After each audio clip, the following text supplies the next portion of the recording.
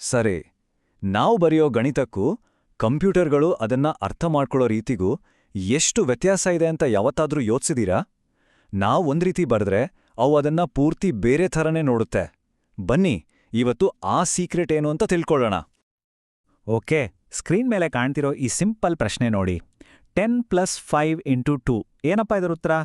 ನೋಡೋಕೆ ತುಂಬಾನೇ ಸುಲಭ ಅನ್ಸ್ಬೋದು, ಆದ್ರೆ ಇಲ್ಲೊಂದು ಸಣ್ಣ ಟ್ವಿಸ್ಟ್ ಇದೆ. ನಮ್ಮ ಇವತ್ತಿನ ಚರ್ಚೆ ಶುರುವಾಗೋದೇ ಇಲ್ಲಿಂದ. ಸಾಮಾನ್ಯವಾಗಿ ನಾವು ಎಡದಿಂದ ಬಲಕ್ಕೆ ಲೆಕ್ಕ ಹಾಕ್ಕೊಂಡು ಹೋದ್ರೆ ಮೊದಲು 10 + 5 ಮಾಡಿ 15 ಬರುತ್ತೆ. ಆಮೇಲೆ 15 × 2 ಮಾಡಿದ್ರೆ ಉತ್ತರ 30. ಆದರೆ ಗಣಿತದ ನಿಯಮಗಳ ಪ್ರಕಾರ ಮೊದಲು ಗುಣಾಕಾರ ಮಾಡಬೇಕು. ಅಂದ್ರೆ 5 × 2 ಮಾಡಿ 10 ಬರುತ್ತೆ. ಆಮೇಲೆ 10 + 10 ಮಾಡಿದ್ರೆ ಉತ್ತರ 20. ನೋಡಿ, ಒಂದೇ ಪ್ರಶ್ನೆಗೆ 2 ಉತ್ತರಗಳು. ಇದೇ ಗೊಂದಲ. ಇದನ್ನೇ ಇವತ್ತು ನಾವು ಅರ್ಥ ಮಾಡ್ಕೊಳಕ್ ಹೊರಟಿರೋದು. ಇದೊಂದು ರೀತಿ ಅಡಗಿರುವ ಒಗಟು ಇದ್ದ ಹಾಗೆ.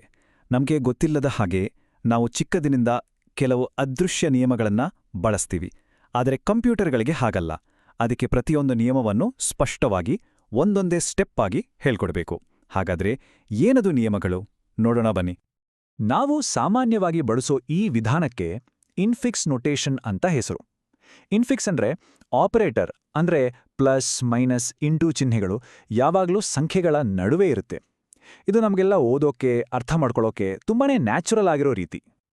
ಆ ಗೊಂದಲವನ್ನ ನಿವಾರಿಸಿ 20 ಅನ್ನೋ ಸರಿಯಾದ ಉತ್ತರಕ್ಕೆ ಬರೋಕೆ ನಾವು 2 ಮುಖ್ಯವಾದ ಆದ್ರೆ ನಮಗೆ ಗೊತ್ತಿಲ್ಲದ ಹಾಗೆ ಬಳಸೋ ನಿಯಮಗಳನ್ನ ಫಾಲೋ ಮಾಡ್ತೀವಿ. ಅವುಗಳೇ ಪ್ರೆಸಿಡೆನ್ಸ್ ಮತ್ತು ಅಸೋಸಿಯೇಟಿವಿಟಿ. ಈ ನಿಯಮಗಳು ನಮಗೆ ಗಣಿತವನ್ನ ಸುಲಭ ಮಾಡಿದ್ರೂ ಇದೇ ನಿಯಮಗಳು ಕಂಪ್ಯೂಟರ್ಗೆ ದೊಡ್ಡ ತಲೆನೋವು ಒಳಪಡುತ್ತೆ. ಮೊದಲನೇ ನಿಯಮ ಆಪರೇಟರ್ ಪ್ರೆಸಿಡೆನ್ಸ್, ಅಂದ್ರೆ ಯಾವ ಲೆಕ್ಕಕ್ಕೆ ಫಸ್ಟ್ ಪ್ರಿಯಾರಿಟಿ ಕೊಡಬೇಕು ಅಂತ. ಇಲ್ನೋಡಿ, ಆವರಣಗಳು ಅಂದ್ರೆ ಬ್ರಾಕೆಟ್ಸ್ ರಾಜ ಇದ್ದ ಹಾಗೆ, ಅದಕ್ಕೆ ಅತಿ ಹೆಚ್ಚು ಆದ್ಯತೆ. ಆಮೇಲೆ ಘಾತಾಂಕಗಳು ಅಂದ್ರೆ ಪವರ್ಸ್, ಆಮೇಲೆ ಗುಣಾಕಾರ ಮತ್ತು ಭಾಗಾಕಾರ, ಕೊನೆಗೆ ಬರೋದು ಸಂಕಲನ ಮತ್ತು ವ್ಯವಕಲನ. ಸ್ಕೂಲಲ್ಲಿ ನಾವು ಕಲಿಯೋ BODMS ರೂಲ್ ಇದೇ ತಾನೇ? ಸರಿ, ಇನ್ನೊಂದು ಪ್ರಶ್ನೆ ಬರುತ್ತೆ. ಏನಪ್ಪಾ ಅಂದ್ರೆ 10 + 5 + 3 ಈ ತರಹದ ಲೆಕ್ಕದಲ್ಲಿ 2 ಆಪರೇಟರ್ಗಳು ಪ್ಲಸ್, ಅಂದ್ರೆ ಎರಡಕ್ಕೂ ಒಂದೇ ಆದ್ಯತೆ. ಈಗ ಯಾವುದನ್ನ ಮೊದಲು ಮಾಡಬೇಕು? ಪ್ರೆಸಿಡೆನ್ಸ್ ನಿಯಮ ಇಲ್ಲಿ ನಮ್ಗೆ ಹೆಲ್ಪ್ ಮಾಡಲ್ಲ. ಇವಾಗ ನಮ್ಮ ಎರಡನೇ ನಿಯಮ ಅಸೋಸಿಯೇಟಿವಿಟಿ ಎಂಟ್ರಿ ಕೊಡುತ್ತೆ. ಒಂದೇ ತರಹದ ಪ್ರಿಯಾರಿಟಿ ಇರೋ ಆಪರೇಟರ್ಗಳು ಇದ್ದಾಗ ಲೆಕ್ಕವನ್ನ ಯಾವ ದಿಕ್ಕಲ್ಲಿ ಮಾಡಬೇಕು, ಲೆಫ್ಟ್ನಿಂದ ರೈಟ್ಗಾ ಅಥವಾ ರೈಟ್ನಿಂದ ಲೆಫ್ಟ್ಗಾ ಅಂತ ಇದು ಡಿಸೈಡ್ ಮಾಡುತ್ತೆ. ಇದೊಂಥರ ಟೈ ಬ್ರೇಕರ್ ನಿಯಮ ಅಷ್ಟೇ. ಪ್ಲಸ್ ಮತ್ತು ಮೈನಸ್ಗೆ ಅಸೋಸಿಯೇಟಿವಿಟಿ ಎಡದಿಂದ ಬಲಕ್ಕೆ ಇರುತ್ತೆ. ನೋಡಿ, 10 + 5 + 3 ಅನ್ನು ಎಡದಿಂದ ನೋಡಿದಾಗ ನಮ್ಗೆ ಮೊದಲು ಕಾಣೋದೇ 10 + 5, ಅದರ ಉತ್ತರ 15. ಆಮೇಲೆ ಆ 15ಕ್ಕೆ 3 ಸೇರಿಸಿದ್ರೆ ನಮ್ಗೆ 18 ಅಂತ ನಿಖರವಾದ ಉತ್ತರ ಸಿಗುತ್ತೆ. ನೋಡಿ, ಈಗ ಯಾವ ಗೊಂದಲವೂ ಇಲ್ಲ. ಹಾಗಾದ್ರೆ ಅಸಲಿ ಸಮಸ್ಯೆ ಎಲ್ಲಿದೆ? ಈ ಎಲ್ಲಾ ನಿಯಮಗಳನ್ನ ಅಂದ್ರೆ ಪ್ರೆಸಿಡೆನ್ಸ್ ಯಾವುದು, ಅಸೋಸಿಯೇಟಿವಿಟಿ ಯಾವುದು ಅಂತ ಒಂದೊಂದಾಗಿ ಚೆಕ್ ಮಾಡೋದು ಕಂಪ್ಯೂಟರ್ಗೆ ತುಂಬಾ ಕಷ್ಟದ ಕೆಲಸ. ಇದನ್ನ ದುಬಾರಿ ಅಂತಾನೂ ಹೇಳ್ತಾರೆ.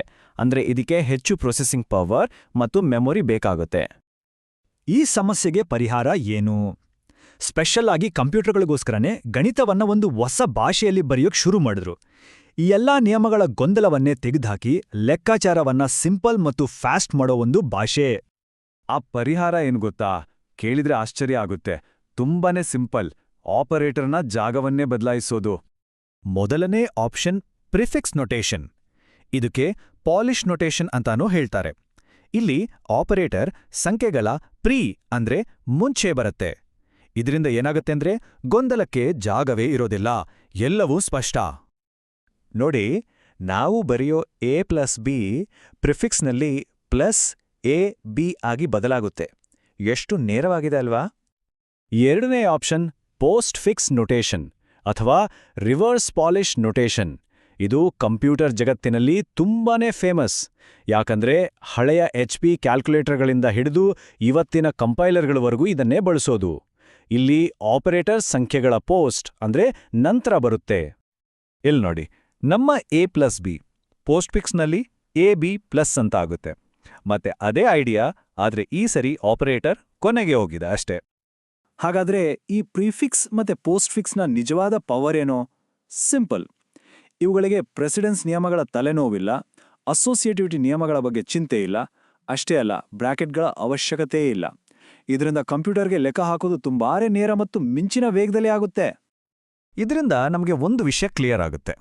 ಒಂದೇ ಲೆಕ್ಕವನ್ನ ನೋಡಕ್ಕೆ ಮನುಷ್ಯರ ದಾರಿ ಒಂದಾದ್ರೆ ಮಷೀನ್ಗಳ ದಾರಿಯೇ ಬೇರೆ. ನಾವು ಮನುಷ್ಯರಿಗೆ ಸುಲಭವಾಗಿ ಬರಿತೀವಿ, ಆದರೆ ಮಷೀನ್ಗಳಿಗೆ ಅದರದೇ ಆದ ಕೋಡ್ ಬೇಕು. ಈ ಹೋಲಿಕೆ ಇಡೀ ಕಥೆಯನ್ನ ಒಂದೇ ಫ್ರೇಮ್ನಲ್ಲಿ ಹೇಳುತ್ತೆ. ನೋಡಿ, ಇನ್ಫಿಕ್ಸ್ ಅಂದ್ರೆ A+B ಥರದ್ದು ನಮಗೆ ಓದೋಕೆ ಸೂಪರ್. ಆದರೆ ಕಂಪ್ಯೂಟರ್ಗೆ ಅದನ್ನ ಅರ್ಥ ಮಾಡ್ಕೊಳ್ಳೋದು ನಿಧಾನ ಮತ್ತು ಕಾಂಪ್ಲೆಕ್ಸ್. ಇನ್ನೊಂದು ಕಡೆ ಪ್ರಿಫಿಕ್ಸ್ ಅಥವಾ ಪೋಸ್ಟ್ಫಿಕ್ಸ್ ಕಂಪ್ಯೂಟರ್ಗೆ ತುಂಬಾನೇ ವೇಗ ಮತ್ತು ಸರಳ. ಆದರೆ ನಮಗೆ ನೋಡಿದ ತಕ್ಷಣ ಅರ್ಥ ಆಗಲ್ಲ. ಒಂದು ನಿಯಮಗಳ ಮೇಲೆ ನಿಂತಿದ್ರೆ ಇನ್ನೊಂದು ನಿಯಮಗಳ ಅಗತ್ಯವನ್ನೇ ತೆಗೆದುಹಾಕುತ್ತೆ. ಕೊನೆಗೆ ಹೇಳೋದಾದ್ರೆ ಇದೆಲ್ಲ ಒಂದು ರೀತಿ ಟ್ರಾನ್ಸ್ಲೇಷನ್ ಅಷ್ಟೇ. ನಾವು ಮಾತಾಡೋ ಸಹಜ ಸರಳ ಭಾಷೆಯನ್ನ ಕಂಪ್ಯೂಟರ್ ಅರ್ಥ ಮಾಡ್ಕೊಳ್ಳೋ ನಿಖರವಾದ ದಕ್ಷ ತರ್ಕಕ್ಕೆ ಬದಲಾಯಿಸೋ ಥರ ಒಂದೇ ಐಡಿಯಾ, ಆದರೆ ಅದನ್ನ ಹೇಳೋಕೆ ಎರಡೂ ಬೇರೆ ಬೇರೆ ರೀತಿಗಳು. ಇದು ನಮ್ಮನ್ನ ಒಂದು ದೊಡ್ಡ ಪ್ರಶ್ನೆಗೆ ತಂದು ನಿಲ್ಲಿಸುತ್ತೆ. ಕೇವಲ ಗಣಿತದಲ್ಲಿ ಮಾತ್ರ ಅಲ್ಲ, ನಮ್ಮ ದೈನಂದಿನ ಜೀವನದಲ್ಲಿ ಮನುಷ್ಯರ ಗೊಂದಲಮಯ ಸಹಜ ಆಲೋಚನೆಗಳನ್ನ ಮಷಿನ್ಗಳಿಗೋಸ್ಕರ ಎಷ್ಟು ಬಾರಿ ಸ್ಪಷ್ಟವಾದ ನಿಖರವಾದ ತರ್ಕಕ್ಕೆ ನಾವು ಭಾಷಾಂತರಿಸಬೇಕಾಗತ್ತೆ ಯೋಚಿಸಿ ನೋಡಿ.